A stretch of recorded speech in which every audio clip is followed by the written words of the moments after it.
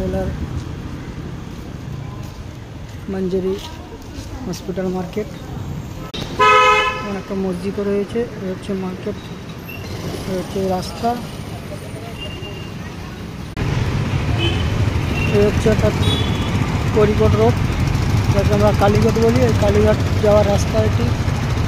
এটা চলে গেছে মালাপ্পুরমের দিকে।